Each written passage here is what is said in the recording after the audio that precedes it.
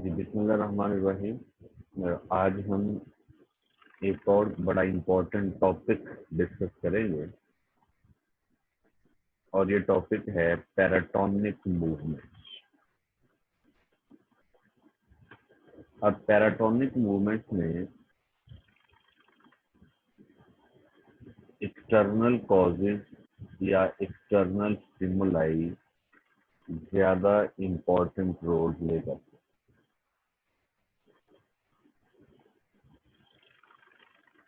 External causes या external stimuli.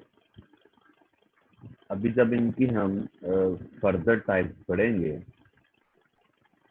तो आप देखिएगा कि बहुत सारी चीज़ें वही हैं जो हम ऑटोनॉमिक मूवमेंट में डिस्कस कर रहे हैं, जैसे फूलों का खिलना, फूलों का बंद होना, फिर वो स्टेम का जिग जैग फैशन में मूव करना या ग्रो करना।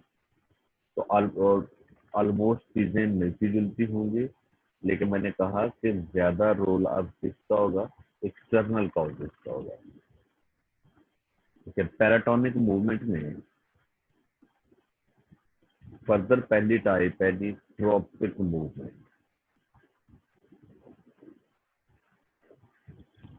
ये ग्रीक लैंग्वेज का वर्ड है जिसमें ट्रोपोज का मतलब है टर्न, किसी चीज का मुड़ जाना या किसी चीज का टर्न हो जाना, किसी चीज का मुड़ जाना या टर्न हो जाना।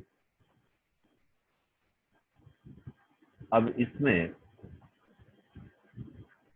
वो टर्न किस वजह से आ रहे हैं, डेफिनेटली ये एक तो स्टिमुलस पे डिपेंड करेगा, दूसरा प्लांट के ऑर्गन की टाइप पे भी डिपेंड करता है। तो ट्रोपोज का लफ्जी मतलब है किसी चीज का टर्न हो जाना। इट मीन कि अगर प्लांट का कोई भी ऑर्गन, पूरे का पूरा ऑर्गन कर्व हो जाए, झुक जाए किसी जानब, तो इस झुकाव को आप कौन सी मूवमेंट कहेंगे, ट्रॉपिक मूवमेंट।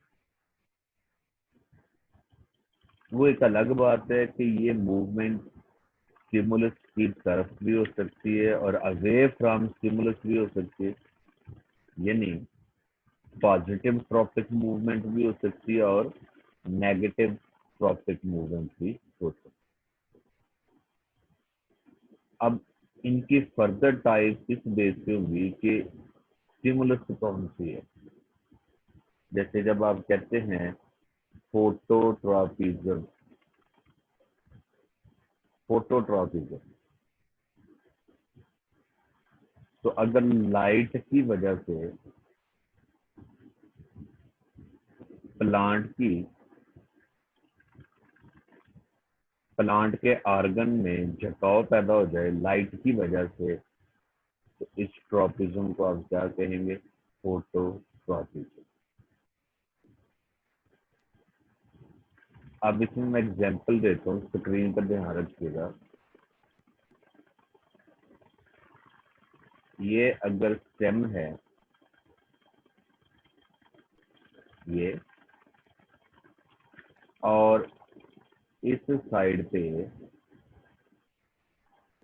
इस साइड से लाइट आ रही है,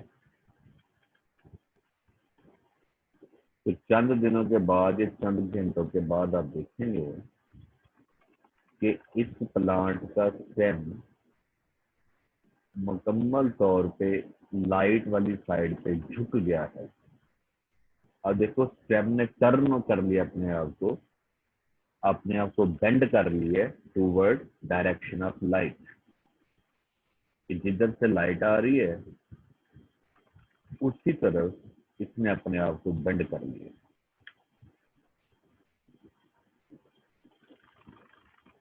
यह है फोटोट्रॉपिज्म। अच्छा ये बताइएगा कि ये पॉजिटिव फोटोट्रॉपिज्म है या नेगेटिव, तो आपका जवाब यकीनन होगा पॉजिटिव फोटोट्रॉपिज्म, क्योंकि स्टेम झुक रहा है, ये है फोटोट्रॉपिज्म, और लाइट की तरफ झुक रहा है, जिस डायरेक्शन से लाइट आ रही है, तो ये होगा पॉजिटिव फोटोट्रॉपिज्म।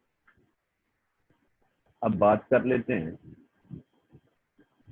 कि ये ऐसा क्यों हुआ।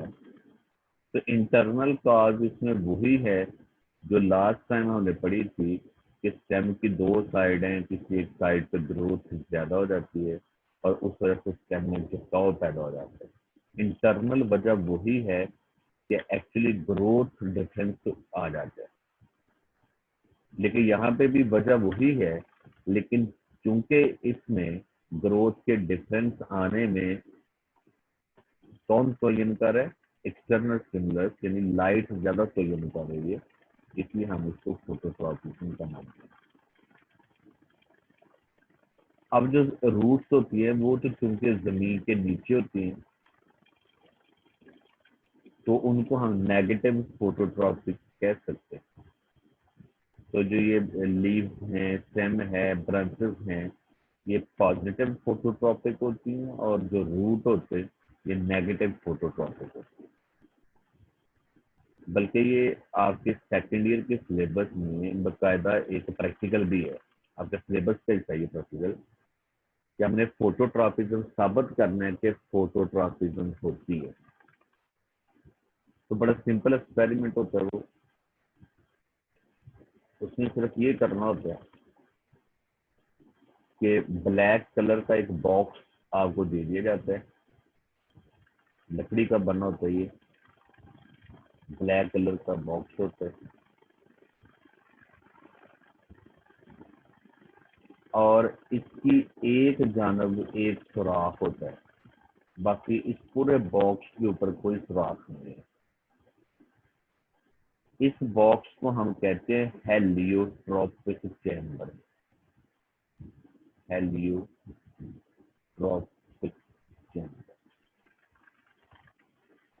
यहाँ पे हम एक प्लांट रख देते हैं, गमले में लगा के एक प्लांट रख देते हैं, छोटा सा प्लांट गमले बॉक्स के अंदर,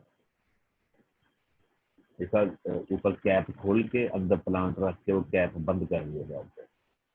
अब ये जो सुराख वाली साइड है ना, इस साइड पे एक लाइट ला के परमानेंटली सुराख के करीब रख दी जाती है, लाइट ऑन करके बल्ब जला के इसके सामने रख दी जाती है, सुराख के बिल्कुल पास। अब बॉक्स के अंदर लाइट सिर्फ कहाँ से एंटर हो रही है, सुराख में से, और वो प्लांट तक जा रही है। चंद घंटों के बाद या एक दो दिन के बाद देखा जाता है कि स्टेम का झुकाव उसी जानब हो जाता है जिस जानब से लाइट बॉक्स के अंदर दाखिल हो रही है।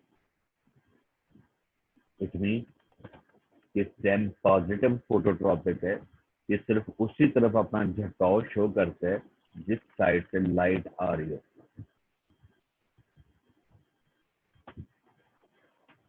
ओके जी, ट्रॉपिक मूवमेंट की एक और टाइप आ जाती है जी, थिग्मोट्रॉपिज्म। थिग्मो का लफ्ज़ी मतलब होता है टच, किसी चीज को छूना। तो अगर टच की वजह से स्टेम की ग्रोथ जिग जैग हो जाए, या जो ये पत्ते वायर की शक्ल में होता है टेंड्रल, ये किसी चीज के इर्द गिर्द लिपटना शुरू हो जाए, तो इस फिनोमिनन को आप क्या कहते हैं, थिग्मोट्रॉपिज्म। अब देखिए डिफरेंस क्या है। हमने जब लास्ट टाइम म्यूटेशन के बारे में पढ़ा था, म्यूटेशन, तो उसमें तो सिंपल हमने ये कह दिया था कि ये स्टेम या टेंड्रल या लीव की जिग जैग मूवमेंट या ग्रोथ होती है। लेकिन आज हम वजह बता रहे हैं साथ कि एक्चुअली जिग जैग किसकी वजह से होती है, तो वो है जी contact with some solid object. कि जो ही ये कोई स्टेम वगैरह या लीव का जो ये वायर लाइक पार्ट होता है टेंड्रल, किसी भी सॉलिड चीज के साथ टच करता है, तो उसके अपोजिट साइड पे ग्रोथ ज्यादा हो जाती है, टच वाली साइड पे ग्रोथ ज्यादा हो जाती है, तो वहां से स्टेम जो है वो रोटेट होकर ग्रो करता है, थोड़ा जिग जैग फैशन में ग्रो करता है। तो ऑटोनॉमिक मूवमेंट में इसी प्रोसेस को आप क्या नाम दे रहे थे, म्यूटेशन। लेकिन चूंकि यहाँ पे अब एक्सटर्नल स्टिमुलस की बुनियाद पर क्लासिफिकेशन आप कर रहे हैं। अब यहाँ पे उसी प्रोसेस को आप क्या नाम दे रहे हैं, थिग्मोट्रॉपिज्म। चीज देखिए वही है, लेकिन फर्क क्या आ गया है कि यहाँ पे स्टिमुलस का जिक्र है, उसकी बेस के ऊपर ये क्लासिफिकेशन की जा रही है। इस चीज का नाम अब थिग्मोट्रॉपिज्म है। इसी तरह कीमोट्रॉपिज्म है, और कीमोट्रॉपिज्म में अब जरा फर्क देखना, पीछे हम पढ़ के आए थे कीमोटैक्टिक मूवमेंट, अब है कीमोट्रॉपिक मूवमेंट। अब इसमें डिफरेंस क्या है ये मैं आपको बताना चाहूंगा।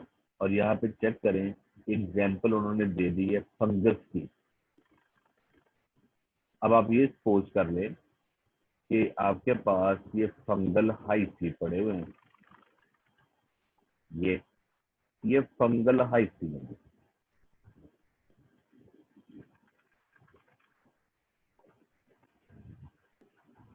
सॉरी फॉर दैट, मैं तेरे बात सही करता हूँ। तेरे अगर फंगल हाइसी कहीं पे पड़े हैं,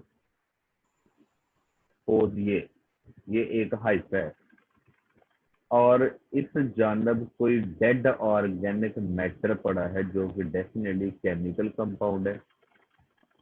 अब ये नहीं होगा कि हाइसी पूरे के पूरे मूव करके अपनी जगह तब्दील करके यहाँ तक जा पहुंचे, क्योंकि हाइसी अपनी जगह खुद तब्दील नहीं कर सकते। होगा क्या कि इन न्यूट्रिएंट की तरफ हाइसी की ग्रोथ ज्यादा हो जाती है, हाइसी का रुख इधर मुड़ना शुरू हो जाता है। जब इनका रुख इधर मुड़ जाएगा, फिर इधर रुख मोड़ने के बाद इनकी ग्रोथ इस तरफ ज्यादा होना शुरू हो जाती है, तो ये हाइसी अल्टीमेटली इस ऑर्गेनिक मॉलिक्यूल के करीब पहुंच जाते हैं। तो चूंकि ये केमिकल कंपाउंड की वजह से हाइसी अपने आप को टर्न कर रहे हैं, तो इस टर्न को हम क्या नाम देंगे, chemotropism, because it is due to stimulus of chemical compound. और अगर मैं यहीं पे रख देता एंटीबायोटिक ऑर्गेनिक न्यूट्रिएंट की जगह, ये जहाँ पे मैंने टिक लगाई, ये एंटीबायोटिक मॉलिक्यूल होते, तो हाइसी इस तरफ में टर्न करते, हाइसी इधर अपोजिट साइड पे टर्न कर देते। तो अब अगर केमिकल कंपाउंड की तरफ टर्न हुआ है, तो इसको तो हमने कह दिया जी पॉजिटिव कीमोट्रॉपिज्म।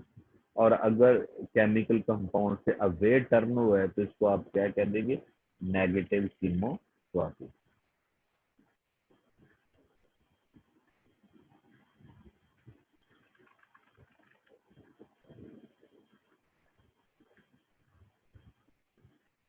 उसके बाद हम बात कर लेते हैं हाइड्रोट्रॉपिज्म। नाम से जाहिर हो रहा होगा कि अब यहाँ पे जो स्टिमुलस है वो स्टिमुलस एक्चुअली वाटर की स्टिमुलस है। तो इसको बताने की जरूरत है एज इट इसलिए नहीं है कि आपको पता है कि रूट्स जो है वो वाटर की तरफ ग्रो करती है। अंडर सॉइल जो वाटर, जिस साइड पर वाटर कंसंट्रेशन ज्यादा होगी है, रूट की ग्रोथ उस डायरेक्शन में होना शुरू हो जाती है। जबकि स्टेम जो है या ब्रांचेस हैं, ये जमीन से भी अवे ग्रो करती हैं, अवे फ्रॉम द सॉइल, और ये वाटर से भी अवे ग्रो करती हैं। तो स्टेम जो होता है नेगेटिव हाइड्रोट्रॉपिक भी है, और वो नेगेटिव जियोट्रॉपिक भी है। दोनों सिचुएशन नेगेटिव है, दोनों सिचुएशन। तो ये हमने पैराटोनिक मूवमेंट के बारे में पढ़ा है, और उनकी फर्दर टाइप्स हमने डिस्कस की हैं, और इस बेस पे की हैं कि स्टिमुलस क्या है, और जो ऑर्गन के अंदर कर्व आया है, झुकाव पैदा हुआ है, वो किस डायरेक्शन में। अच्छा, इनमें सबसे इम्पोर्टेंट चीज पता क्या है, कि जो ट्रॉपिक मूवमेंट है ये सारी की सारी डायरेक्शनल है। इसमें डायरेक्शन ही है ना, कि या पॉजिटिव होगा यानी टूवर्ड स्टिमुलस, या फिर नेगेटिव होगा अवे फ्रॉम स्टिमुलस। इसमें लाजमी डायरेक्शन होती है, इसकी डायरेक्शन तय होती है कि अगर इसने टर्न करना है तो किस जानब, इसने ग्रो करना है तो किस साइड की तरफ ग्रो करेगा। तो ये इसमें डायरेक्शन का होना लाजमी होता है। जबकि नेस्टिक मूवमेंट की तरफ आ जाए तो नेस्टिक मूवमेंट में नॉन डायरेक्शनल मूवमेंट होती है, यानी एक्सटर्नल स्टिमुलस का इफेक्ट जरूर है, लेकिन इसमें आप ये तयन नहीं कर सकते कि plant organ toward stimulus move कर रहा है या अवे फ्रॉम स्टिमुलस मूव कर रहा है। ये यहाँ पे हिसाब नहीं होगा, इसी को यहाँ पे क्या लिखा है, नॉन डायरेक्शनल मूवमेंट। देखिए ये पता चल रहा होता है कि मूवमेंट जो है वो डाउन डायरेक्शन में हो रही है या अप डायरेक्शन में हो रही है, लेकिन ये नहीं आप तो ये नहीं कर सकते कि स्टिमुलस किस साइड से आ रही है और क्या इस मूवमेंट का उसके साथ पॉजिटिव और नेगेटिव के वर्ड्स आप यूज कर सकते हैं। जी बिल्कुल नहीं कर सकते। इस हवाले से बेटे इसको हम नॉन डायरेक्शनल कहते हैं। इस हवाले से नहीं कह रहे कि हमें ये नहीं पता चलता कि मूवमेंट डाउन हो रही है या अप हो रही है। ये अच्छी तरह बात क्लियर कर लें जो मैं एक्सप्लेन कर रहा हूँ, मैं दोबारा बता देता हूँ। तो नेस्टिक मूवमेंट जो है ये प्लांट ऑर्गन की मूवमेंट है, एक्सटर्नल स्टिमुलाई की वजह से है, लेकिन इनकी डायरेक्शन कोई नहीं होती। डायरेक्शन का मतलब ये है कि टूवर्ड या अवे स्टिमुलस, ये तो ये नहीं आप कर सकते। मैं भी इसकी एक एग्जांपल देता हूँ तो आप इसको समझ लेंगे। अच्छा, अब ये जो नेस्टिक मूवमेंट है इसकी फर्स्ट टाइप है निक्टी नेस्टिक। अब निक्टी नेस्टिक क्या है कि जब भी कोई एक्सटर्नल स्टिमुलस अप्लाई होगी तो प्लांट ऑर्गन में ग्रोथ का डिफेंस आ जाता है।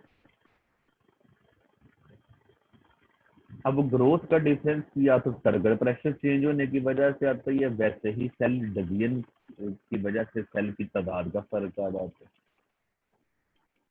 फिर सुन लीजिए, निक्टी नेस्टिक मूवमेंट एक तो नॉन डायरेक्शनल मूवमेंट है, दूसरा एक्सटर्नल स्टिमुलस का अप्लाई होना लाजमी है, तीसरा सबसे इंपॉर्टेंट बात, तीसरी चीज क्या है, ये मूवमेंट तब होगी जब किसी प्लांट ऑर्गन की साइड के ऊपर ग्रोथ का फर्क आ जाएगा। किसी एक साइड पर ग्रोथ ज्यादा हो रही होगी, किसी साइड पर कम हो रही होगी। तो अब ये अगर किसी लाइट या टेम्परेचर की वजह से है, इस लिहाज से इसकी हम फर्दर दो टाइप कर लेते हैं, फोटोनेस्टी और थर्मोनेस्टी। अब इसमें बड़ी हैरानकुन बात आपको मिलेगी कि जो हमने ऑटोनॉमिक मूवमेंट पढ़ी थी, मतलब उसमें भी तो ये जिक्र आया था कि फ्लावर ओपन होते हैं और क्लोज होते हैं। वो जो हमने हाइपोनेस्टी और एपिनेस्टी पढ़ा था, और वहां पे भी वजह बताई थी आपको कि अपर साइड पे ग्रोथ ज्यादा हो जाए तो फिर फ्लावर की क्या कंडीशन होगी, पेटल की लोअर साइड पे ग्रोथ हो जाए तो फिर क्या कंडीशन होगी। लेकिन ये अहम बात यहाँ पे फर्क सिर्फ इतना है कि यहाँ पे अब स्टिमुलस का जिक्र है। ये फोटोनेस्टी में फूल का खिलना या बंद होना ये बिल्कुल वैसे ही जैसे हमने एपिनेस्टी और हाइपोनेस्टी पढ़ा था, लेकिन सेम वही चीज है। लेकिन चूंकि अब यहाँ पे हम साथ जिक्र कर रहे हैं कि ये ओपनिंग क्लोजिंग के पीछे लाइट का रोल है, एक्सटर्नल स्टिमुलस का रोल है, इसलिए अब हम इसको हाइपो और एपिनेस्टी की बजाय वर्ड क्या यूज कर रहे हैं, फोटोनेस्टी का यूज कर रहे हैं। इसी तरह थर्मोनेस्टी, ये टेम्परेचर की वजह से अगर कोई फूल खिलना और बंद होना शुरू हो जाए, जैसे ये ट्यूलिप फ्लावर होता है, ट्यूलिप ये रात के वक्त बंद हो जाता है, दिन के वक्त वो खिल जाता है। और वजह देखिए वही है, हाइपोनेस्टी लोअर साइड और एपिनेस्टी अपर साइड। है वही चीज है दोबारा, एपिनेसी और हाइपोनेसी, लेकिन फर्क सिर्फ किसका आ रहा है जी, स्टिमुलस का आ रहा है। अच्छा, अब यहाँ से मैं आपको प्रूफ देता हूँ कि ये नॉन डायरेक्शनल मूवमेंट है बेटा। प्रूफ क्या है, देखिए जब टेम्परेचर का इफेक्ट आता है तो वो पेटल के ऊपर टेम्परेचर का इफेक्ट किस साइड से आ रहा है, अप साइड से, डाउन से, राइट से या लेफ्ट से, ये स्वयं तो नहीं किया जा सकता ना। और फोटोनेस्टी में फूल सिर्फ खिलते और बंद होते हैं चाहे लाइट जिस मर्जी डायरेक्शन से आ रही हो। तो लाइट की वजह से अगर फूल खिल रहा है या बंद हो रहा है, वो लाइट का इफेक्ट जिस मर्जी डायरेक्शन से होगा, फूल ने खिलना और बंद होना है लाइट की वजह से। तो इसमें वो पॉजिटिव फोटोनेस्टी और नेगेटिव फोटोनेस्टी वाला कोई सीन नहीं। अब आपके लिए ये मूवमेंट याद करना पता क्यों आसान है, याद रखना इसलिए आसान है बेटा, कि सारी वही मूवमेंट है जो हम पढ़ आए हैं किसमें, ऑटोनॉमिक में, फूल का खिलना, फूल का बंद होना। लेकिन फर्क सिर्फ क्या है कि आपको साथ स्टिमुलस को याद रखना है कि ये मूवमेंट किस स्टिमुलस की वजह से हो रही है। तो नेस्टिक मूवमेंट में फर्दर आगे जी लास्ट टाइप आ गई हेप्टोनेस्टिक। अब इसमें